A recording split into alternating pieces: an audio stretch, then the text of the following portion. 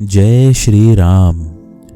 आज हमारी पाठ का 88वां दिन है। इस पाठ में हम श्री रामचरितमानस के षष्ठ सोपान लंका कांड का पाठ कर रहे हैं। श्री रामचरितमानस की बाकी वीडियोस की प्लेलिस्ट का लिंक आपको डिस्क्रिप्शन बॉक्स में मिल जाएगा। तो आइए शुरू करते हैं। प्रभु ने क्षण भर में सब माया काट डाली। जैसे सूर्य के उदय होते ही अंधकार की राशि फट जाती है, नष्ट हो जाती है। अब एक ही रावण को देखकर देवता हर्षित हुए और उन्होंने लौटकर प्रभु पर बहुत से पुष्प बरसाए। श्री रघुनाथ जी ने भुजा उठाकर सब वानरों को लौटाया। तब वे एक दूसरे को पुकार पुकार कर लौट आए। प्रभु का बल पाकर रीछ वानर दौड़ पड़े। जल्दी से कूदकर वे रणभूमि में आ गए। देवताओं को श्री राम जी की स्तुति करते देखकर रावण ने सोचा, मैं इनकी समझ में एक हो गया, परंतु इन्हें यह पता नहीं कि इनके लिए मैं एक ही बहुत हूं। और कहा, अरे मूर्खों, तुम तो सदा के ही मेरे मरैल, मेरी मार खाने वाले हो। ऐसा कहकर वह क्रोध करके आकाश पर देवताओं की ओर दौड़ा। देवता हाहाकार करते हुए भागे। रावण ने कहा, दुष्टों, मेरे आगे से कहां जा सकोगे। देवताओं को व्याकुल देखकर अंगद दौड़े और उछलकर रावण का पैर पकड़कर उन्होंने उसको पृथ्वी पर गिरा दिया। उसे पकड़कर पृथ्वी पर गिराकर लात मारकर बाली पुत्र अंगद प्रभु के पास चले गए। रावण संभल कर उठा और बड़े भयंकर कठोर शब्द से गरजने लगा। वह दर्प करके 10 धनुष चढ़ाकर उन पर बहुत से बाण संधान करके बरसाने लगा। उसने सब योद्धाओं को घायल और भय से व्याकुल कर दिया और अपना बल देखकर वह हर्षित होने लगा। तब श्री रघुनाथ जी ने रावण के सिर, भुजाएं, बाण और धनुष काट डाले, पर वे फिर बहुत बढ़ गए। जैसे तीर्थ में किए हुए पाप बढ़ जाते हैं, कई गुना अधिक भयानक फल उत्पन्न करते हैं। शत्रु के सिर और भुजाओं की बढ़ती देखकर रीछ वानरों को बहुत ही क्रोध हुआ। यह मूर्ख भुजाओं के और सिरों के काटने पर भी नहीं मरता। ऐसा कहते हुए भालू और वानर योद्धा क्रोध करके दौड़े। बाली पुत्र अंगद, मारुति हनुमान जी, नल, नील, वानरराज सुग्रीव और दुविद आदि बलवान उस पर वृक्ष और पर्वतों का प्रहार करते हैं। वह उन्हीं पर्वतों और वृक्षों को पकड़कर वानरों को मारता है। कोई एक वानर नखों से शत्रु के शरीर को फाड़कर भाग जाते हैं, तो कोई उसे लातों से मारकर। तब नल और नील रावण के सिरों पर चढ़ गए और नखों से उसके ललाट को फाड़ने लगे। खून देखकर उसे हृदय में बड़ा दुख हुआ। उसने उनको पकड़ने के लिए हाथ फैलाए, पर वे पकड़ में नहीं आते। हाथों के ऊपर ऊपर ही फिरते हैं, मानो 2 भौरे कमलों के वन में विचरण कर रहे हों। तब उसने क्रोध करके उछलकर दोनों को पकड़ लिया। पृथ्वी पर पटकते समय वे उसकी भुजाओं को मरोड़कर भाग छूटे। उसने क्रोध करके हाथों में 10 धनुष लिए और वानरों को बाणों से मारकर घायल कर दिया। हनुमान जी आदि सब वानरों को मूर्छित करके और संध्या का समय पाकर रावण हर्षित हुआ। समस्त वानरों को मूर्छित देखकर रणधीर जामवान दौड़े। जामवान के साथ जो भालू थे वे पर्वत और वृक्ष धारण किए रावण को ललकार ललकार कर मारने लगे। बलवान रावण क्रोधित हुआ और पैर पकड़ पकड़ कर वह अनेकों योद्धाओं को पृथ्वी पर पटकने लगा। जामवान ने अपने दल का विध्वंस देखकर क्रोध करके रावण की छाती में लात मारी। छाती में लात का प्रचंड आघात लगते ही रावण व्याकुल होकर रथ से पृथ्वी पर गिर पड़ा। उसने 20 हाथों में भालुओं को पकड़ रखा था।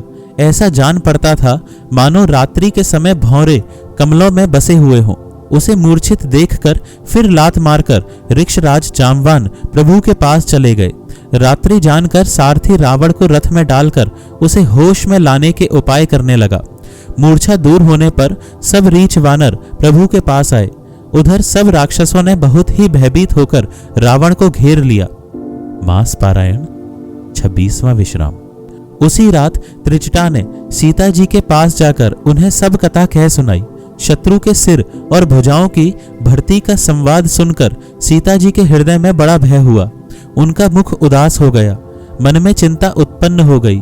तब सीता जी त्रिजटा से बोली, हे माता, बताती क्यों नहीं, क्या होगा? संपूर्ण विश्व को दुख देने वाला यह किस प्रकार मरेगा? श्री रघुनाथ जी के बाणों से सिर कटने पर भी नहीं मरता। विधाता सारे चरित्र विपरीत उल्टे ही कर रहा है। सच बात तो यह है कि मेरा दुर्भाग्य ही उसे जिला रहा है, जिसने मुझे भगवान के चरण कमलों से अलग कर दिया है।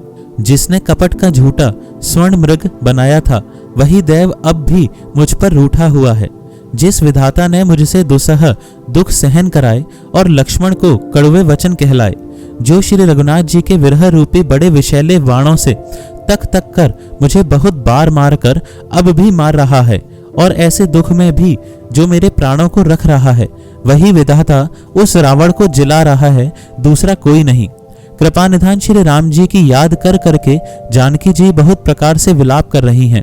त्रिजटा ने कहा, हे राजकुमारी सुनो, देवताओं का शत्रु रावण हृदय में बाण लगते ही मर जाएगा, परंतु प्रभु उसके हृदय में बाण इसलिए नहीं मारते कि इसके हृदय में जानकी जी आप बसती हैं।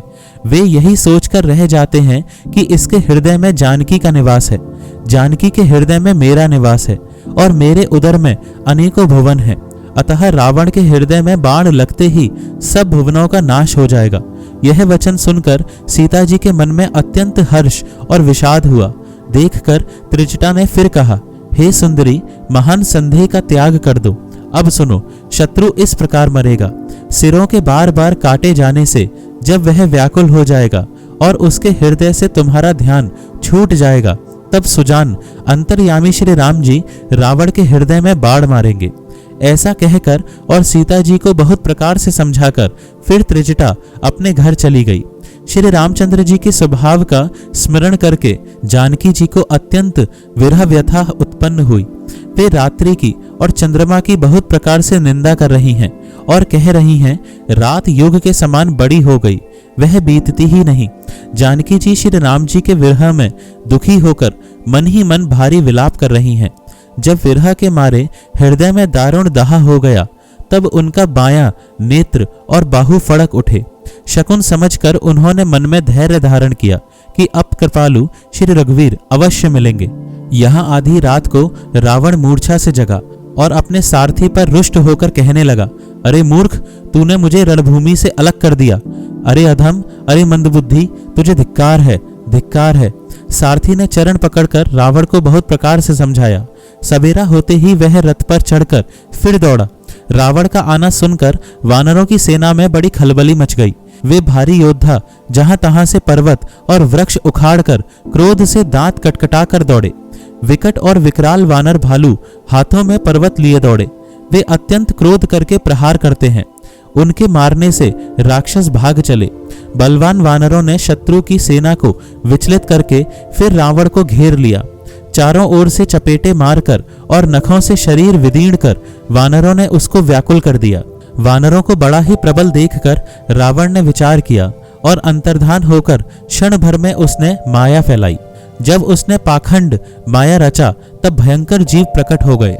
बेताल, भूत और पिशाच हाथों में धनुष बाण लिए प्रकट हुए। योगिनियां एक हाथ में तलवार और दूसरे हाथ में मनुष्य की खोपड़ी लिए ताजा खून पीकर नाचने और बहुत तरह के गीत गाने लगी। वे पकड़ो, मारो आदि घोर शब्द बोल रही हैं। चारों ओर सब दिशाओं में यह ध्वनि भर गई। वे मुख फैलाकर खाने दौड़ती हैं। तब वानर भागने लगे। वानर भागकर जहां भी जाते हैं वहीं आग जलती देखते हैं। वानर भालू व्याकुल हो गए। फिर रावण बालू बरसाने लगा। वानरों को जहां तहां थकित शिथिल कर रावण फिर गरजा। लक्ष्मण जी और सुग्रीव सहित सभी वीर अचेत हो गए। हाँ राम, हाँ रघुनाथ पुकारते हुए श्रेष्ठ योद्धा अपने हाथ मलते पछताते हैं। इस प्रकार सबका बल तोड़कर रावण ने फिर दूसरी माया रची। उसने बहुत से हनुमान प्रकट किए जो पत्थर लिए दौड़े। उन्होंने चारों ओर दल बनाकर श्री रामचंद्र जी को जा घेरा। वे पूंछ उठाकर कटकटाते हुए पुकारने लगे, मारो, पकड़ो, जाने न पावे। उनके लंगूर पूंछ दसों दिशाओं में शोभा दे रहे हैं और उनके बीच में कौशलराज श्री राम जी हैं। उनके बीच में कौशलराज का सुंदर श्याम शरीर ऐसी शोभा पा रहा है मानो ऊंचे तमाल वृक्ष के लिए अनेक इंद्रधनुषों की श्रेष्ठ बाढ़ घेरा बनाई गई हो। प्रभु को देखकर देवता हर्ष और विषाद युक्त हृदय से जय जय जय ऐसा बोलने लगे। तब श्री रघुवीर ने क्रोध करके एक ही बाण से निमेष मात्र में रावण की सारी माया हर ली। माया दूर हो जाने पर वानर भालू हर्षित हुए और वृक्ष तथा पर्वत ले लेकर सब दौड़ पड़े। श्री राम जी ने बाणों के समूह छोड़े जिनसे रावण के हाथ और सिर फिर कट कट कर पृथ्वी पर गिर पड़े।